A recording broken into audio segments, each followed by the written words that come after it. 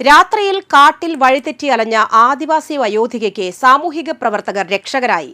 വെള്ളിക്കുളങ്ങര ശാസ്താംപൂവം കാടർ ഉന്നതിയിലെ 70-കാരി അമ്മിണിയാണ് സാമൂഹിക പ്രവർത്തകരുടെ സമയോചിതമായ ഇടപെടൽ മൂലം വന്യമൃഗങ്ങളുടെ ആക്രമണമേൽക്കാതെ രക്ഷപ്പെട്ടത്.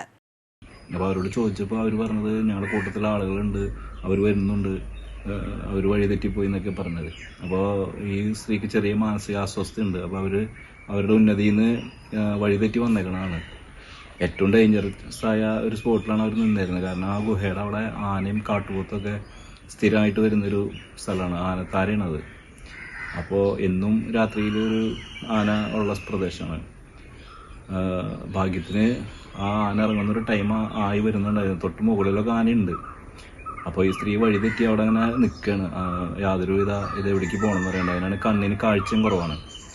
അപ്പോൾ ഉടനെ തന്നെ ഞങ്ങൾ ചെന്നിട്ട് സ്ത്രീനോട് ചോദിച്ചു, വിവരങ്ങളൊക്കെ അറിഞ്ഞു. എന്നിട്ട് അപ്പം തന്നെ ഞങ്ങളെ മുന്നത്തെ വാർഡ് മെമ്പർ ജോയി കാവുങ്ങലിനെ ഫോണിൽ വിളിച്ചു. എന്നിട്ട് ഉന്നതിയിൽ നിന്ന് ആരെങ്കിലും ഇങ്ങനെ കാണാതായിരുന്നോ എന്ന് ചോദിച്ചപ്പോൾ ഇങ്ങനെ മനസ്സിലായി ഒരു അമ്മാമ്മനെ കാണാനായിരുന്നു.